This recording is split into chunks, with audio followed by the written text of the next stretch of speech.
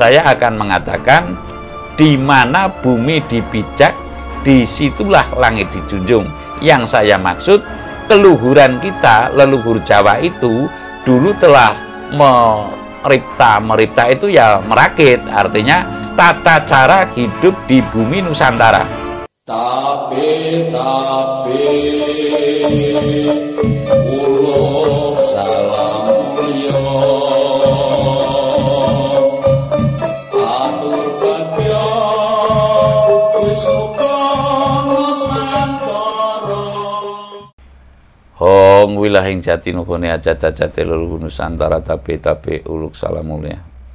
Saya akan menceritakan tanggap ing sasmita ya.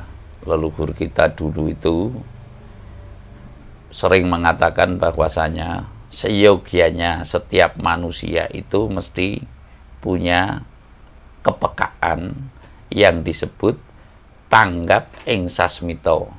Lah tanggap ing sasmita yang termaksud oleh saya dan tafsir saya secara jelasnya itu bahwa ketika ada sesuatu, ketika ada firasat, ketika ada kita menanggapi keadaan, ketika kita menanggapi omongan orang, semestinya kita langsung tanggap arah pembicaraan omongan atau kata-kata orang lain ini arahnya kemana. Lalu kita menanggapi keadaan. Keadaan yang sekarang ini semestinya dengan ketidakmenentuannya atau sering terjadinya fenomena alam yang menurut saya di luar batas kewajaran, artinya di luar batas kewajaran itu diantaranya kejadian lumpur lapindo, kejadian tsunami di Aceh dan sebagainya ya, terus tragedi kemarin di kepolisian itu adalah peristiwa Freddy Sambo, Bapak Freddy Sambo, lalu juga Kanjuruhan mana itu di Malang, lalu juga ada kemarin itu Bapak Teddy Minahasa atau siapa itu.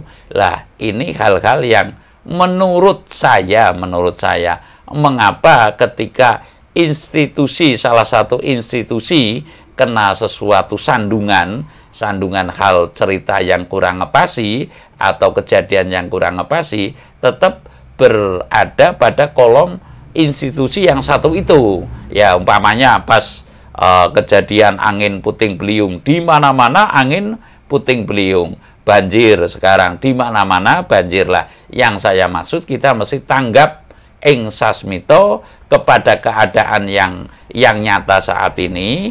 Semestinya kita menanggapi dan dengan sasmita yang demikian kita menanggapi. Lah saya tidak akan muluk-muluk bahwa saya akan mengatakan di mana bumi dipijak, disitulah langit dijunjung.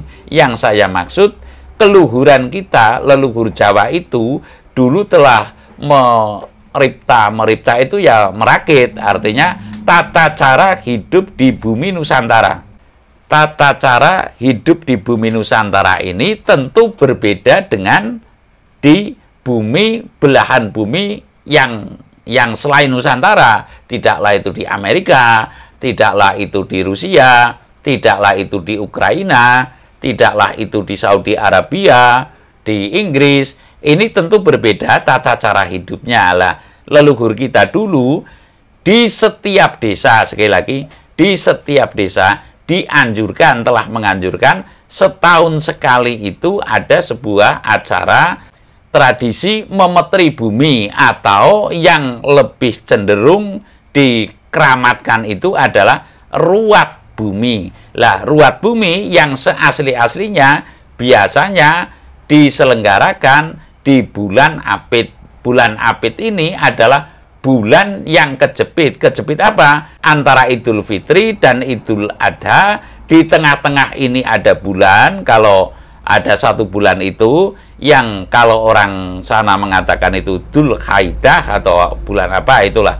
Ya, kalau di Jawa ini dikatakan bulan Apit karena bulan yang kejepit. Lah, disitulah saatnya kita mengadakan ruwatan. Ruwatan yang termaksud adalah ruwet ruwete jagat cilik lan jagat gede. Sekali lagi, ngruwatan itu adalah ngruwat keruwetannya kehidupan di dalam jagat cilik dan jagat gede. Yang dimaksud jagat cilik ya kita beserta keluarganya, dan lalu jagat gede ini ya jagat yang gumelar ini. Lah, sementara ini budaya ruwatan telah ditinggalkan. Lah, kita mesti tanggap betapa bahayanya meninggalkan budaya ruwatan ini atau tradisi ruwatan ini.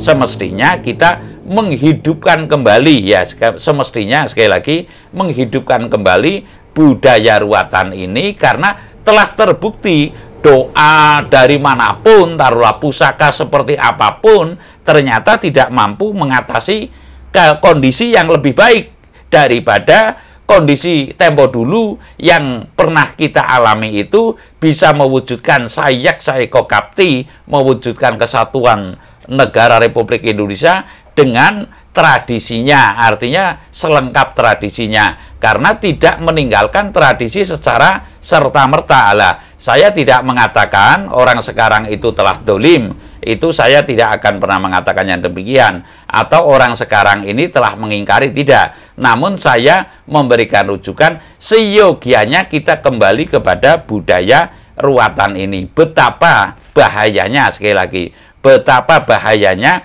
manakala budaya ruwatan ini ditinggalkan. Lah, saya sedikit mengkomentari, bukan berarti saya iri ya.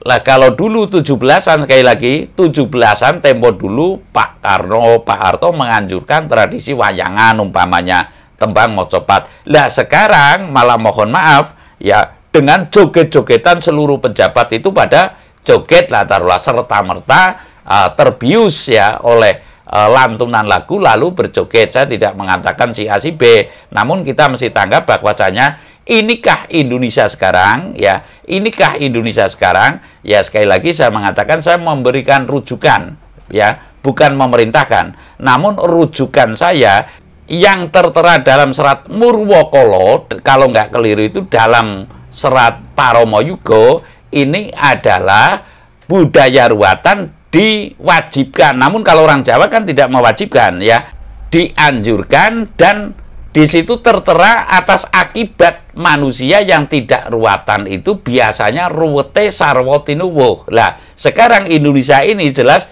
keruwetannya sudah tak sarwa tinuwuh. Maka saya memberikan rujukan seyogianya para pejabat dan rakyat sadar bahwasanya kita hidup di bumi Bhinneka Tunggal Ika ini, kita hidup di bumi Nusantara ini adalah berbeda cara hidupnya dengan aturan-aturan dari mancanegara. Semestinya kita kembali kepada budaya ruwatan untuk ngruwat ruwete jagat cilik lan jagat gede. Saya rasa demikian. Terima kasih.